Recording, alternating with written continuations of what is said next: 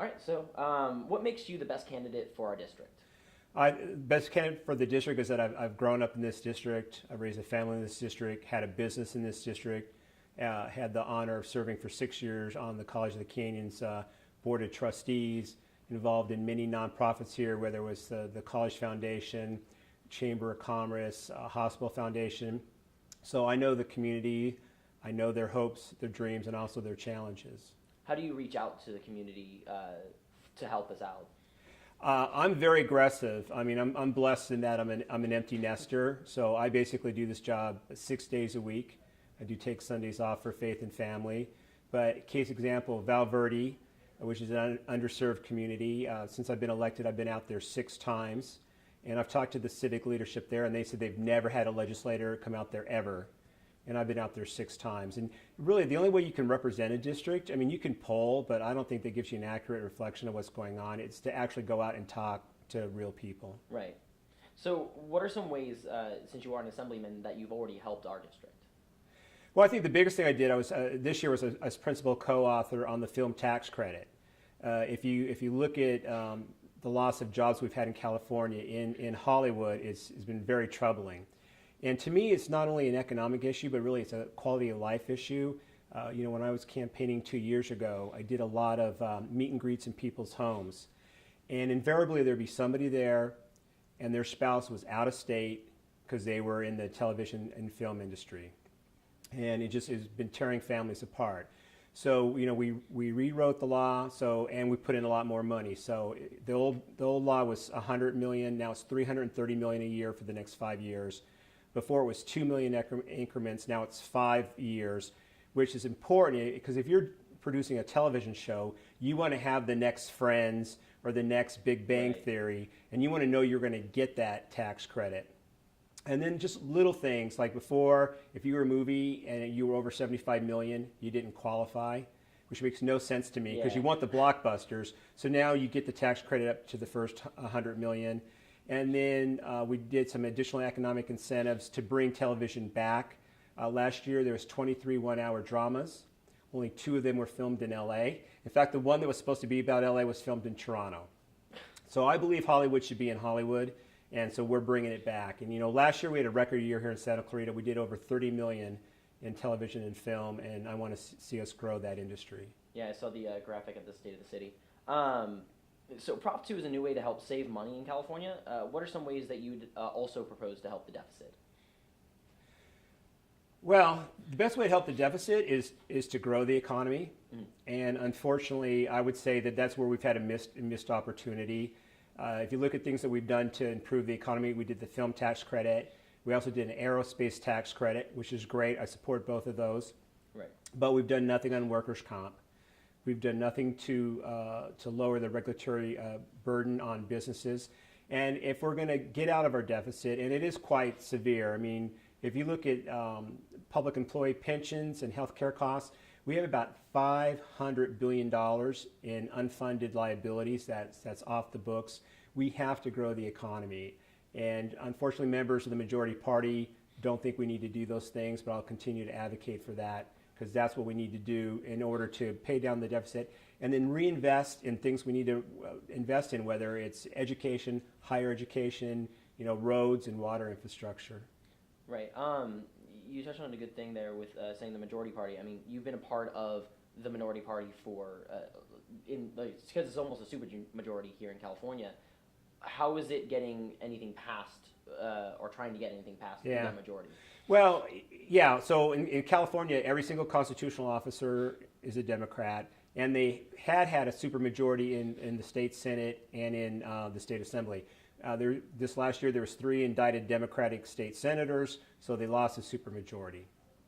One, I would say, the rancor in Sacramento is not even close to what it is in Washington, D.C. Washington, D.C., I don't understand why it's so partisan. We actually do work together a lot in California when we agree. So case example, the film tax credit, the 2 authors were Mike Gatto of Glendale and Raul Bogernegra from Sunland, just to the south of us. And I was principal co-author, working on it together.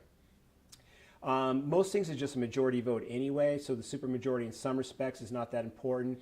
But where it does come into play is if there's an urgency clause on a bill, meaning it's going to take effect within 30 days of the governor signing, Right. rather than waiting to next year. Taxes, it has to be 2/3. Constitutional amendments and ballot initiatives. So an example where it was important that they didn't have the 2/3 was on the rainy day fund, Proposition 2. Right. It's actually a real rainy day fund, and the reason why it is this. When the governor had his original proposal, he had a provision in there where at his discretion he could use those revenues for to pay down bond indebtedness. I think that was a loophole that you could drive a bullet train through. I think his original goal was that's how he was going to fund the bullet train. Right. And we went to him, and again, we're about making things better for Californians. We said, we support the whole concept of a rainy day fund. We like this, take out this provision, and you got a deal, which he agreed to. Right. Speaking of like a bipartisanship, Prop 1 seems to be very across the board in favor of a lot of people. What are some ways that you could feel that we could be able to help the drought here in California? Well, what's interesting on the drought is that we've been in drought conditions for the last 3 years, Right. but we're in drought. And the reason why we're in drought is past inaction of the legislature and prior governors. Again, so water politics, it's not Republican Democrat, it's north-south. Yeah. I was in this crazy, so I'm the only Republican that represents any portion of the city of LA. I'm a delegation of one. And so I was in this regional caucus. It was me and 18 Democrats, but we were all working together on water. And I'll tell you, I think the governor did a great job on this. It's tunnel neutral, which is the tunnel is his proposal to bypass the delta and convey water to Southern California. In concept, I'm supportive of that, but this program is neutral. But it's across the board. Call to action on water. So the big thing for me is I wanted to have money in there for storage and conveyance. Right. And now the 7.5 billion, there's 2.7 billion that's going to go to that. So that's me getting the process to build 2 dams. One called the Stiles Dam, which is going to be north of Sacramento. The other one is Temperance, which is most important to us because it's by Fresno, and that's going to eventually tie into the State Water Project to send water south. Here in Santa Clarita Valley, half of our water comes from the Saugus Aquifer, Right. So it's local water, and the other half we import from the State Water Project. So we have that. There's money in there for groundwater cleanup. I represent portions of the San Fernando Valley. San Fernando Valley has the second largest aquifer in the state, but we can't use it because of all the aerospace manufacturing in the 50s. It's polluted, so we can begin the process to clean that up. And then also recycling. The fact of the matter is we do have climate change. And we need to be ready for whatever comes our way. Case example, Australia, the last 2 years, they've had what's called 100-year rainfalls. They've just had tremendous rainfalls. But 11 straight years, they were in drought. They called it a millennial drought. So, we don't know what's coming, and so we need to be prepared. So we need to have storage. We need to manage the groundwater that we currently have. We need to recycle. At some point, we may need to look at desalinization. It's a very expensive process. There's a small facility in Huntington Beach. There's a larger one coming online sometime early next year in San Diego. And so we're probably going to have a mix of strategies to make sure that we have the water that we need. Just basically building up everything to have. I think we have to do. I think we have to do everything. So groundwater management is important because that's 40% of our water in a regular year. When it comes drought conditions, it's like 60%. It kills me when we have these rainfalls and you see it go out to the Pacific. We need to be capturing that and storing it. We need to do more with stormwater. And I want to give kudos to Senator Fran Pavley. She represents about 30% of Santa Clarita Valley. She chairs the Environmental Committee on the Senate side, and she shepherded this bill through the Senate side. And so there's no earmarks in this bill. There's no pork in this bill. Everything is going to be done through competitive grants. But she's made sure that for the challenges we have here, that those programs are in the proposition and that they're adequately funded. So we're going to be able to go and access money, I believe, to broaden our recycling program, which we have here on the west side of the valley, as well as I think we're going to be able to go get money to address the chloride issue, which should reduce the cost to ratepayers when we move forward with that project. Sweet. So the CMAC gravel mine is something that continues to be an issue here in Santa Clarita. What are your opinions on the mine, and how can we go about whatever you want to do? Right. With it, So the CEMEX mine, so it's an aggregate mine. It's right off the 14 freeway and Soledad Canyon Road. It's going to take a mountain and completely take it down. If you've ever been to Irwindale, this mine is larger than that giant pit in Irwindale. It's totally inappropriate for an urban setting. At its pinnacle, it's going to put about 700 trucks a day on the 14 freeway.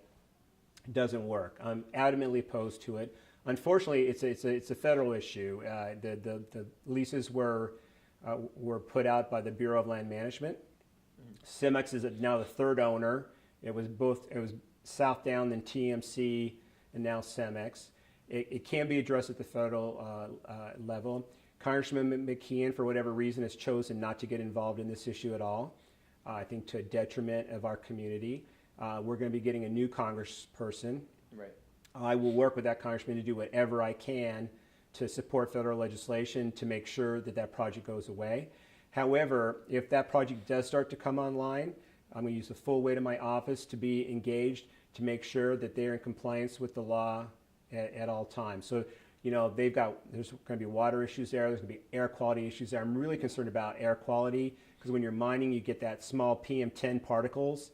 They get lodged in your throat. In your lungs, and they can be detrimental. Most days it's going to blows obviously west to east. Right. That's going to severely affect Aqua Dulce. We got an elementary school there. They got a new high school coming online. You have all the houses and all the houses that are coming in. Yeah, that project is way too large for that urban setting. And again, I will work with whomever at any time to stop that project.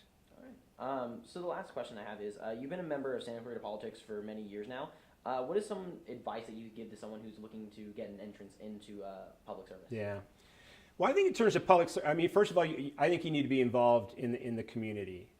There's a lot of people just one day they say, okay, I'm gonna run for public office, right. And you know what? You're gonna lose because you have to know people. Right. So for my wife and me, when we were younger, we had young kids, so we were involved in PTA. Vanessa was PTA president for 3 straight years. I was on the site council, obviously involved in youth sports and youth symphony, active in our church and teaching Sunday school and doing all those things. When we got older and our kids got older, we personally branched out. My wife's immediate past president of Seroptimus. I've been, involved in the chamber, Henry Mayo Hospital Foundation Board, COC Foundation Board, just involved in a lot of, volunteering at a lot of nonprofits.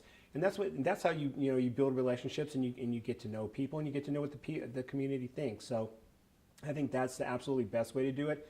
I know for me, running, if I had only been involved in politics, I would not have won because, as you may or may not know, I was planning to run, and then just kind of out of left field, Congressman McKeon's wife, Patricia, decided to run. Right. If I'd only done politics, I wouldn't have raised any money because all the political donors were afraid of him because he's the congressman, and they all hid.